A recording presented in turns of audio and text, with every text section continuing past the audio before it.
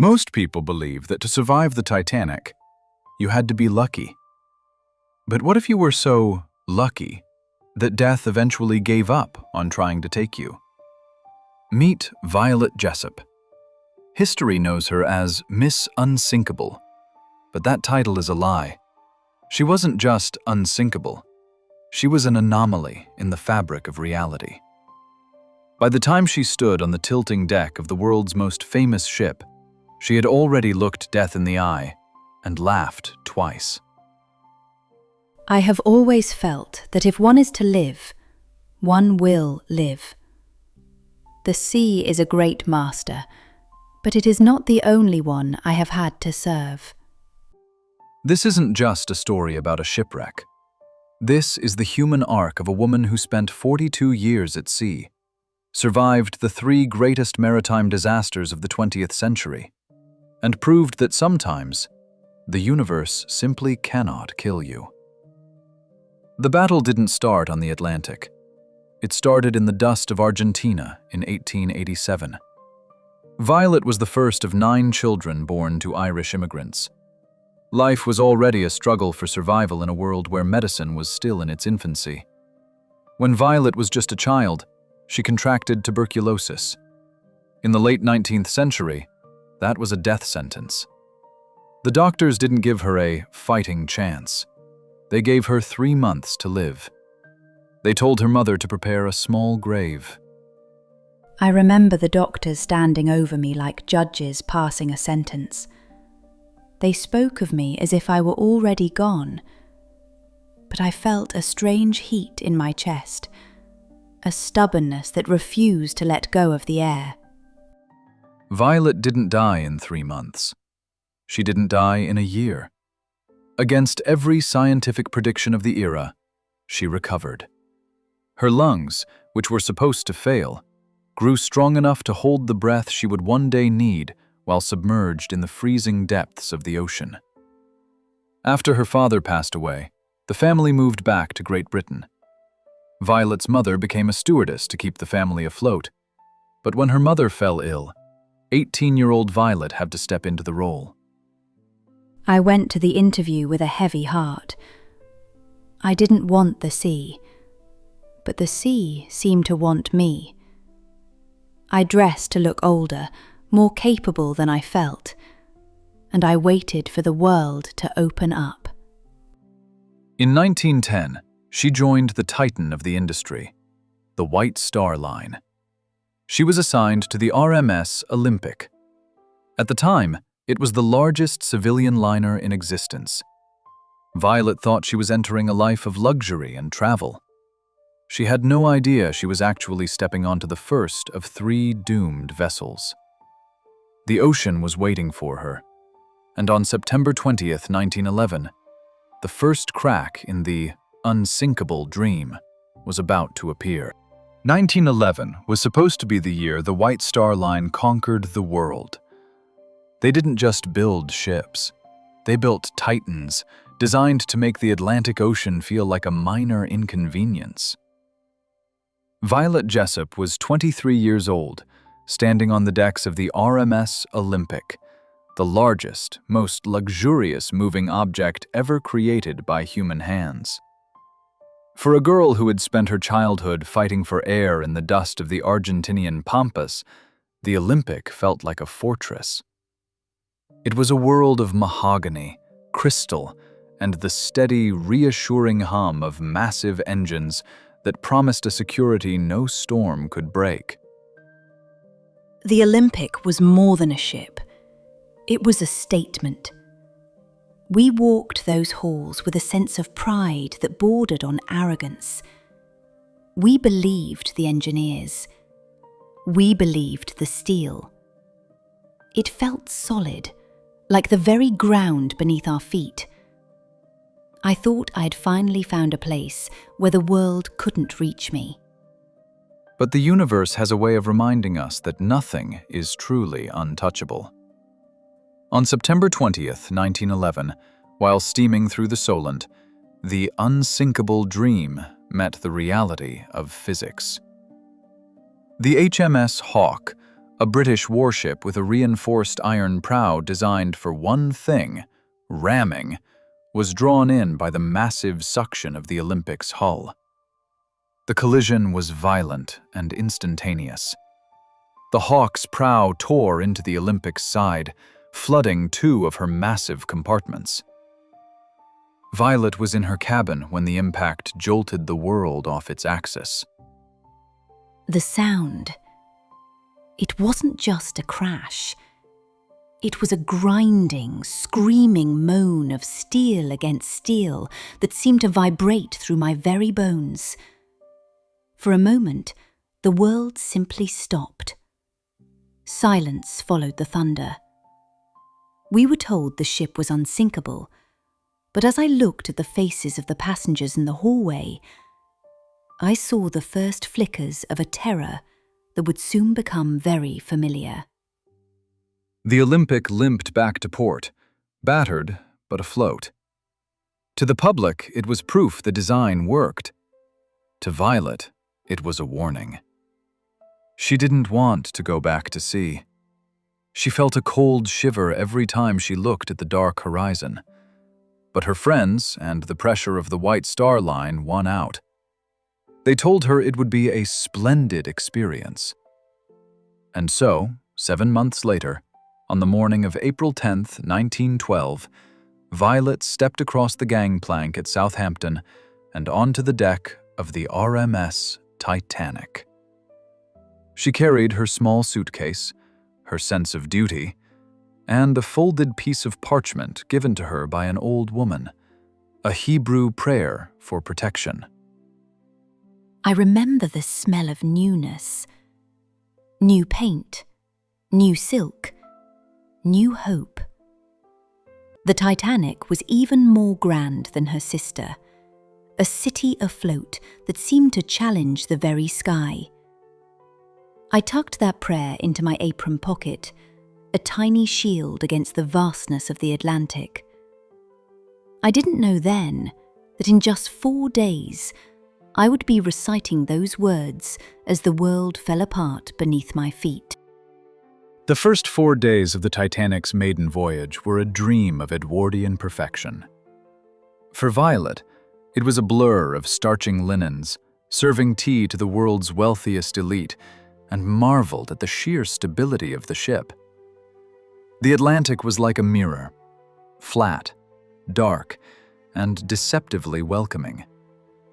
But beneath that surface, the arc of history was tightening. On the night of April 14th, 1912, the air turned needle cold. Violet had finished her shift and was sitting in her bunk, reading a magazine and listening to the distant, muffled sounds of the ship's orchestra. She felt safe. She felt protected by the prayer in her pocket. Until the world shuddered. It wasn't a crash like the Olympic. It was a long, low, grinding sound. Like the ship was being dragged over a bed of giant marbles. I sat up in my bunk, waiting for the engines to restart. But the silence that followed was heavier than any noise. It was the sound of a giant heart stopping in the middle of a dark, frozen void. Violet was ordered onto the deck. She didn't panic. She was a professional, a veteran of the Olympic collision. She spent those first frantic hours helping women and children into lifeboats, reassuring them with a calm she didn't truly feel. As the deck began to tilt toward the black water, an officer approached her at Lifeboat 16. He didn't just ask her to board. He handed her a bundle, a baby whose mother was nowhere to be found. The officer thrust the bundle into my arms and said, "Look after this, will you?" I looked down at the child, so small and oblivious to the tragedy unfolding around us. As our boat was lowered into the darkness, I clutched that baby to my chest, my apron pocket pressing the Hebrew prayer against the child's heart. I realized then that my survival wasn't just for me anymore. From the safety of the lifeboat, Violet watched the impossible happen. The Titanic, the unsinkable city, was standing almost vertical against the stars. The lights flickered one last time and then went out, leaving only the screams of 1,500 souls and the terrifying sound of the great ship breaking in two. The ocean that had been a master was now a graveyard. Violet sat in the freezing dark for 8 hours, shielding the baby from the spray, watching the dawn break over a world that would never be the same. She had survived the greatest maritime disaster in history, but the arc of her destiny was only halfway finished. When the RMS Carpathia finally pulled into New York Harbor, the world didn't give the survivors a moment of silence. They gave them a spectacle. Before the gangplank even touched the dock, the air was thick with the blinding flash of magnesium bulbs and the desperate shouts of 1,000 reporters. Violet Jessop stepped off that ship as a living ghost. She was swarmed by men in trench coats clutching notebooks, offering money for a quote, a tear, or a description of the final plunge. To the world, she was a headline. To herself, she was just a woman who couldn't stop hearing the screams. The cameras, they felt like weapons. Every flash was a reminder of the lightning over the North Atlantic. They wanted me to be a hero or a miracle, but I just wanted to be invisible. I realized then that the only place I felt truly understood was back on the water, where the horizon didn't ask questions. I was back on the Olympic within 2 months. I had to go back, or I would have lost my nerve forever. But the peace she sought wouldn't last. By 1914, the golden age of the Edwardian era was a memory, buried under the soot of a world at war. The lights of Europe were going out, and the great liners were being stripped of their silk and mahogany to become machines of conflict. Violet could have stayed on shore, but the arc of her life wasn't a circle. It was a straight line toward duty. She joined the British Red Cross, trading her stewardess apron for the veil of a nurse. In 1916, she was assigned to the third and final sister, the HMHS Britannic. By 1914, the golden age of the Edwardian era was a memory, buried under the soot of a world at war. The lights of Europe were going out, and the great liners, once symbols of luxury, were being stripped of their silk and mahogany to become machines of conflict. The Britannic didn't look like her sisters anymore. She was painted white with a giant green stripe and massive red crosses that glowed under the Mediterranean sun. We weren't serving caviar to millionaires. We were tending to the broken, the burned, and the dying. It was a floating sanctuary, or so we chose to believe. But as we steamed into the Aegean Sea, I felt that same cold shiver I had felt in 1912. The ocean wasn't finished with me. On the morning of November 21st, near the Greek island of Kea, the Britannic hit a German sea mine. The explosion was massive.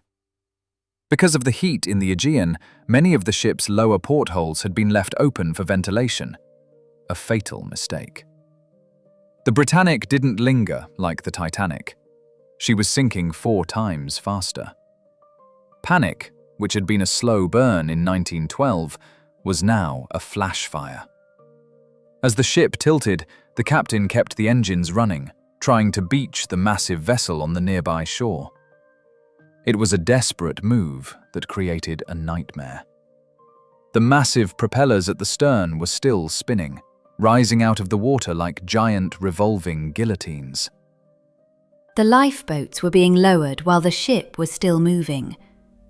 We were being sucked toward the stern, toward those massive, churning blades of steel. I looked back and saw the boat behind me being ground to splinters. I knew I only had one choice. I had to jump. Violet leaped into the churning water. As she surfaced, the suction of the giant propellers pulled her under. She was dragged toward the blades, her head striking the ship's keel with a sickening thud. Most humans would have died instantly, but the Ark held. She was rescued from the water, her skull fractured, but she was alive. Years later, when she went to a doctor for chronic headaches, they discovered she had survived a literal hole in her head. She had looked into the very gears of death and walked away a third time. The Britannic disappeared beneath the waves in just 55 minutes. The era of the Great Sisters was over. But Violet Jessop was just getting started. After the Britannic disappeared into the Aegean, most people expected Violet Jessop to never look at the ocean again. They expected her to find a quiet life on solid ground, far from the reach of the tide.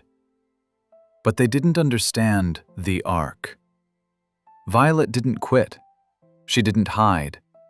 She went back to the White Star Line, and later Red Star and Royal Mail, serving for another 34 years. She crossed the Atlantic over 200 times. She saw the rise of the jet engine and the slow decline of the great ocean liners. By the time she finally retired in 1950, she had spent 42 years of her life at sea. She had become the living memory of a vanished world.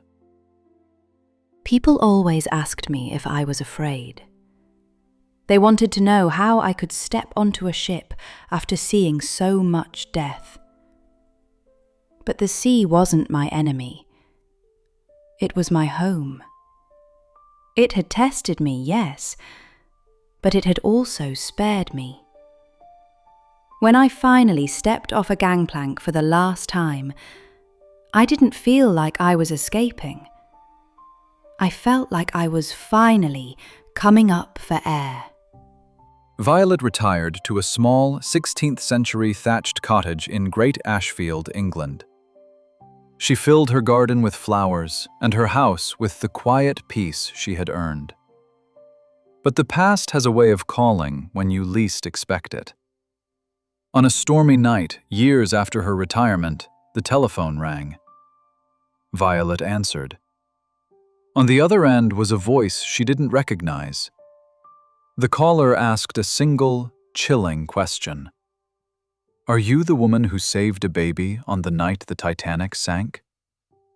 When Violet replied that she was, the caller said, Well, I was that baby. Then they laughed and hung up.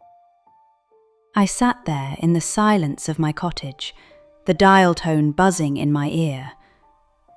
I never found out who it was. Some say it was a prank. Others say it was a ghost. But in that moment, I felt the arc click into place. That bundle I held in Lifeboat 16, that prayer in my pocket, it wasn't just about my survival. It was about a life that continued long after the ship was gone. The universe has a long memory. Violet Jessop passed away in 1971 at the age of 83. She died of heart failure, her heart finally stopping on its own terms rather than those of the Atlantic. She remains a riddle to historians and a legend to the world. Was she the luckiest woman alive, or a harbinger of doom? Or was she something else entirely? A reminder that the human arc is not defined by the disasters we face, but by the quiet resolve to keep standing when the world falls apart beneath our feet. History calls her Miss Unsinkable, but those who know her story know the truth. She wasn't just a survivor. She was proof that some souls are simply too vast for the ocean to hold. History is more than a collection of dates and wreckage. It is a series of arcs, the invisible lines that connect our past to our present and our survival to our purpose. Violet Jessop was an anomaly, a woman who walked through the fire of 3 disasters and came out with her spirit intact. The ocean is deep, and its memory is long. But as long as we keep telling the stories, the lights of the great ships never truly go out. Until next time, stay above the waves. Thank you for joining us on this journey through the life of Miss Unsinkable. If you found value in this human arc, consider subscribing to the channel. Your support allows us to keep digging into the dark corners of history to find the lights that refused to dim. Click the notification bell so you don't miss our next descent into the past. Like the video if Violet's story moved you, and tell us in the comments, what is the most unsinkable part of your own story?